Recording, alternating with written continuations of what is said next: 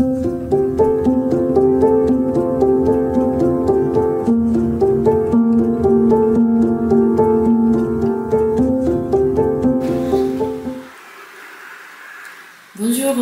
Louis, donc on vous laisse présenter votre domaine s'il vous plaît. Oui, bonjour, donc Louis Meunier, du domaine Jean-Jacques Confuron à Premaud-Prissé à côté de Nuit-Saint-Georges en Côte d'Or. Je suis aujourd'hui en charge de conduire le domaine Jean-Jacques Confuron, donc domaine familial, qui était jusque-là dirigé par mes parents Alain et Sophie. Moi je suis revenu en 2016 travailler de manière permanente au domaine.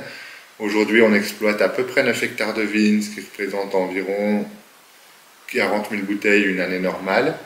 Le domaine a toujours, enfin en tout cas depuis 30 ans, été conduit en culture biologique, avec un soin particulier au sol, avec beaucoup de travail sur les enherbements naturels, sur les millésimes récents. Voilà. Ok, très bien. Nous, aujourd'hui, nous venons de déguster le millésime 2023. Oui. Et on a trouvé beaucoup d'élégance, beaucoup de complexité, beaucoup de vivacité et très élégant surtout, dans la vinification. Par rapport aux années 90, 2000, est-ce que vous avez, depuis que vous êtes au domaine, est-ce que vous avez changé quelque chose? Une évolution a eu lieu? Oui, je pense que oui. Quand je suis arrivé au domaine, c'est donc l'année de 2016. Et de là, j'avais travaillé dans pas mal d'endroits différents avant. J'ai eu envie d'essayer des pratiques un petit peu différentes de ce qu'on faisait habituellement. Donc on va dire que pendant 5 années, on a vraiment tâtonné, beaucoup essayé de choses différentes, avec des résultats qui ont pu être concluants, des fois un peu moins. On a affiné année après année. L'idée, en fin de compte, c'est qu'aussi le climat a évolué beaucoup. Les maturités ne sont plus les mêmes que dans les années 90-2000. Donc l'approche en vinification me semblait qu'elle devait être réformée un petit peu en fin de compte. Et je pense que, je ne sais pas si c'est pertinent, mais j'ai le sentiment que l'attente des consommateurs aussi est plus la même que dans les années 90-2000. Donc on devait vraiment s'adapter à la nouvelle donne météorologique et aussi des attentes consommateurs. Donc du coup, années 90-2000, on cherchait à faire un profil de vin, bien sûr sur le terroir, mais finalement on cherchait aussi à avoir des vins qui soient des vins structurés, denses, avec beaucoup de profondeur, un peu ce style-là. Aujourd'hui, si on fait ça avec les maturités qu'on a, on arrive sur des vins très très structurés et très très denses qui peuvent être parfois très lourds, et c'est vraiment pas ce qu'on veut faire, parce que premièrement ça a tendance à vraiment, à mon sens, gommer la notion de terroir et à uniformiser un peu les vins. Donc on veut faire des vins qui soient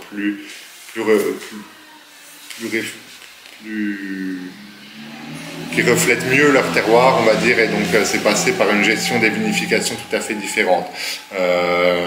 Donc avec moins d'extraction, ça c'est sûr, moins focalisé sur l'extraction, mais plus focalisé sur la précision aromatique. Donc c'est passé, donc on était déjà en levure indigène, mais on est resté en levure indigène. À l'époque on était en départ spontané, aujourd'hui on est en départ plus spontané, puisqu'on fait un pied de cuve et ensuite on ensemence nos cuves avec ce pied de cuve. Et après c'est tout un travail avec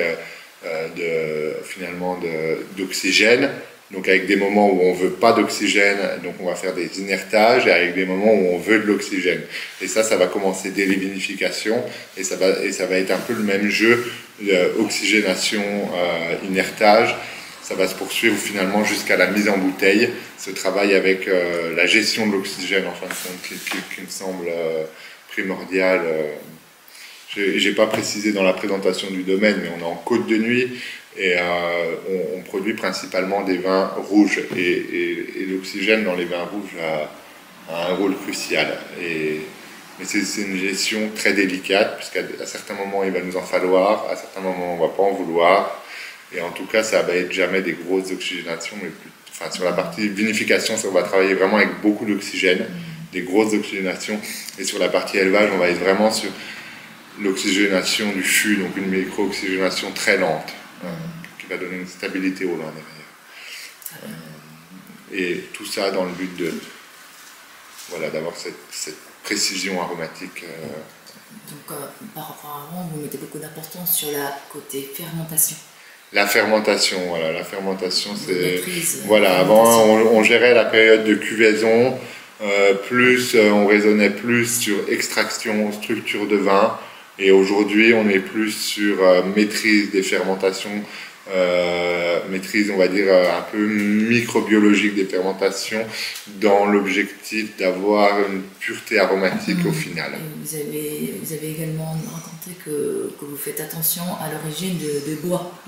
Voilà, ensuite les élevages, aujourd'hui, donc encore une fois, les élevages sous bois sont quelque chose qu'on aime au domaine.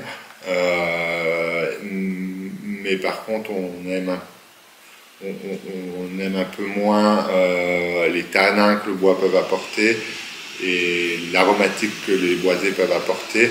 Par contre, on aime la micro-oxygénation du bois, donc on ne veut pas se passer de l'élevage sous bois. Donc on a travaillé beaucoup sur les origines de forêt. On a fait vraiment un travail étroit avec un tonnelier qui a été beaucoup à notre écoute pour ça. Ça a pris plusieurs années. Aujourd'hui, on arrive à des résultats intéressants. Et donc, on a sélectionné certaines forêts en particulier, notamment la forêt de Jupille et aussi beaucoup des forêts des Vosges. Donc, plutôt des forêts, on va dire, du nord de la France, qui sont... Bon, Jupille, c'est une forêt traditionnelle pour le chêne de tonnellerie. Les Vosges, c'est un terroir, on va dire, nouveau pour les chênes de tonnellerie, mais qui nous intéresse beaucoup. Et ensuite, on a travaillé sur les chauffes, où on a cherché des chauffes pour que les aromatiques soient plus discrètes. Donc les forêts, c'était pour les tanins des chênes, on va chercher des tanins plus fins. Et les chauffes, c'est pour les aromatiques de boisé, donc des aromatiques plus discrètes. Donc on a travaillé sur des...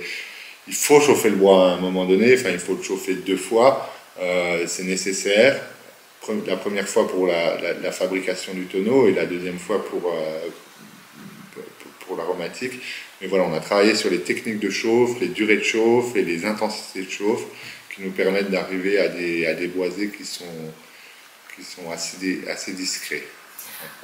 Parfait, merci beaucoup. Et on a bien senti que cette précision voulue et recherchée donne vraiment le résultat magnifique dans le verre. On a bien senti. Parfait.